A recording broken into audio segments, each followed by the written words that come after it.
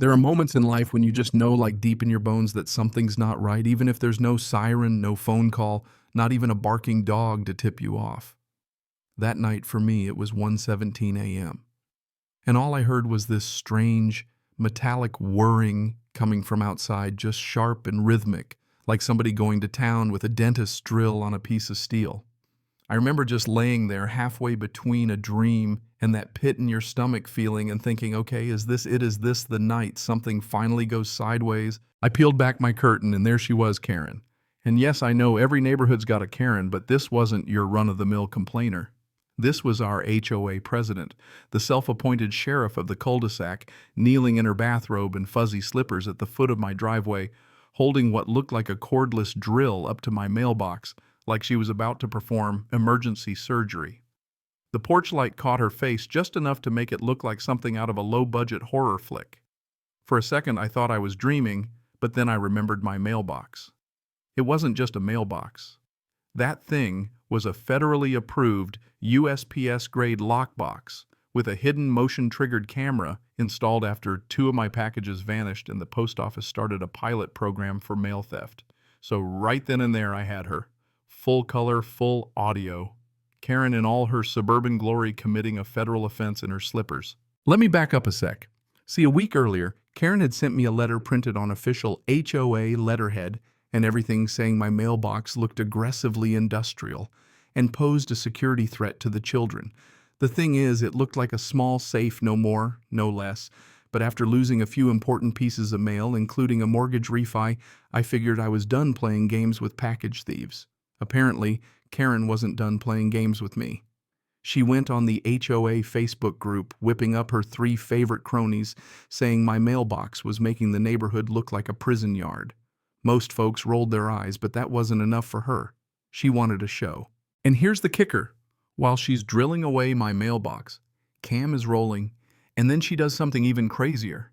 She reaches in, grabs my outgoing mail, and stuffs it inside her bathrobe like she's the world's worst magician pulling a rabbit out of a hat. I'm standing there in my living room barefoot, clutching my phone jaw basically on the carpet, watching this woman cross a line so hard she could have tripped an alarm at the Pentagon. I'm not talking HOA bylaws, I'm talking federal crime, mail tampering, property destruction, trespassing. And the best part, she even mutters at my mailbox, "Bet you think you're smarter than me." Yeah, that happened. She was trash-talking a mailbox. The next morning I review the footage frame by glorious frame, her flashlight in her teeth, drilling, cursing, stuffing mail away like she's in Ocean's 11 HOA edition. By noon, I'd already filed a report with the postal inspector. The guy on the other end actually laughed. "We've been waiting for something solid on that woman. You just handed us a case." That felt good, better than any fine or nasty note taped to my door. But I wasn't finished. I had a backup camera too, perched over the porch, catching the whole thing from another angle, her coming, her going, the whole weird scene. I packaged up everything, footage, photos, timestamps, even a transcript of her mailbox muttering, and sent it to the entire HOA board. No snark, no editorializing, just the facts and a little recommendation. Immediate board review of this member's behavior is advised for the safety and liability of this neighborhood. Within an hour, Marvin, one of the quieter board guys, DM'd me. "Jack? Holy crap, you just torpedoed the queen." All I wrote back was, "No more lavender fines, huh?" He sent a line of laughing emojis. That night, Karen walked her dog past my house, pretending to be on the phone, eyes fixed straight ahead like I was a ghost. I smiled and said, "Hey, Karen, just a heads up, some federal agents might come by to look at the mailbox." Her face twitched, her neck stiffened, her dog peed on her shoe. Best moment I'd had all year, no contest. By the next morning, the neighborhood gossip mill was in overdrive.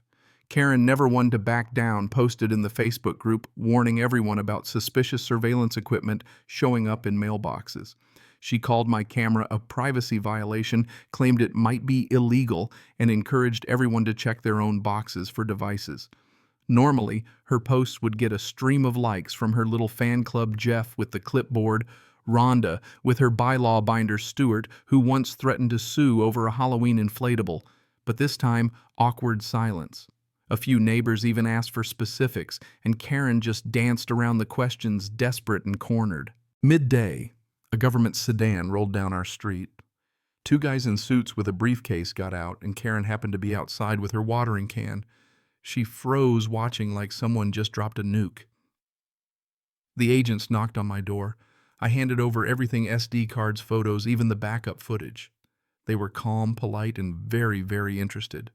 When I mentioned that Karen had a habit of harassing neighbors, and I suspected she'd snagged mail from other boxes, they exchanged glances. "Would you testify if needed?" they asked. "Absolutely," I said. They left without much fanfare, but the ripple effect was immediate. Karen scrambled to post another Facebook update, this time downplaying everything. "There's been a misunderstanding involving a neighborhood security measure. We are working to resolve it." I almost felt bad for her, almost. Here's the twist nobody saw coming. Turns out Marvin, the board guy, had been fined by Karen in the past for having a decorative fence which was just a garden hose coiled up too perfectly. He quietly called an emergency board meeting. Karen showed up late, frazzled and defensive, but Marvin just calmly rolled the footage, audio, video. The works then read out the federal law on mail tampering, letting the silence hang. The board voted unanimous. Karen was suspended pending the federal investigation. Her video feed cut out before the call ended. Not a soul defended her. That's when the floodgates opened. Neighbors started sharing stories: missing checks, delayed packages, weird citations about grass or compost bins. Even Rhonda confessed she hadn't gotten a birthday card from her daughter in weeks. Turns out Karen's power wasn't respect, it was fear and confusion. Now with the mask off, she had nothing left. I wish I could say Karen took it gracefully, but nope. The next week, a neon orange sign appeared in my yard: "Caution under surveillance by unauthorized devices." She passed out more to my neighbors, trying to whip up paranoia and cast my legal camera as some kind of crime against the community. So I started digging public records, quiet conversations with neighbors. The stories I heard, man, one woman got cited for unapproved grass texture, another had medication go missing right after Karen made a post about unclaimed deliveries. But the clincher came from the Harrisons, the elderly couple down the block. He's a retired Air Force colonel. She runs a local veterans charity, never involved in drama. They handed me a folder with 3 returned letters: IRS, bank, pension office, all marked undeliverable right after Karen complained about suspicious addresses. Their flagpole got a warning too for being an unauthorized elevation fixture. Suddenly it was obvious Karen had weaponized the HOA to harass and control, and the mailbox thing was just the tip. I bundled up all the stories and evidence, sent it to the postal inspector and the HOA board, with one note: there's a difference between leadership and sabotage. Marvin called another board meeting, this one open to the whole community. 40 neighbors logged in. Marvin calmly presented everything: video returned, mail timeline, federal statutes. Karen tried to spin it, claiming she was misunderstood, trying to protect us from unregulated surveillance, but nobody was buying it. Then Marvin pulled out her old HOA application where she checked no criminal history, but postal investigators had dug up an old mail fraud charge from out of state. The board voted unanimous and final. Karen was out. No more president, no more fines, no more power. The days after felt like a neighborhood rebirth. Kids played. People waved, no more sneaking around or living in fear of arbitrary rules. Karen. She went dark. Her car didn't move. Blinds stayed shut. Her dog barked from inside a house that used to loom over us all like a watchtower.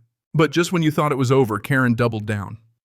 Spray painting SPY on my sidewalk at 2 a.m., caught on camera, obviously taping rambling cease and desist letters to my door, even going on the local news to warn about tech-enabled stalking. Nobody took her seriously. The HOA put out a notice that she no longer spoke for anyone. Meanwhile, the feds expanded their investigation, linking her to similar issues in other neighborhoods. It became a story, local news, then a viral blog. Mailbox Karen caught by federal sting cam. People laughed, joked, moved on. And that's when the best thing happened. Marvin threw a farewell barbecue for the whole neighborhood just to celebrate. The whole block turned out. We laughed, ate, watched a movie on a backyard projector. At the end, I stood up, pulled the cloth off a bronze mailbox trophy with a plaque: "In loving memory of HOA control freakery, don't touch the mail." People lost it. It was closure, pure and simple. Karen moved out soon after, quiet as a shadow at dawn. The house stood empty. Then a young family moved in, planted sunflowers, waved at everyone, and set up a community board, not a surveillance policy. Now, when people ask if I miss the drama, the answer is easy, not even a little. What I do remember is that one quiet act, installing a camera standing my ground, became the start of something bigger. Sometimes the line between chaos and community is just one person saying enough, and sometimes the smallest thing, like a mailbox and a hidden camera, reminds everyone where real power belongs. So I'll end it here. What do you think? Was I right? Was she wrong? Or is it all just the madness of modern suburban life? Drop your thoughts below, because I think every community has a line that shouldn't be crossed, and everyone deserves to feel safe on their own damn front lawn.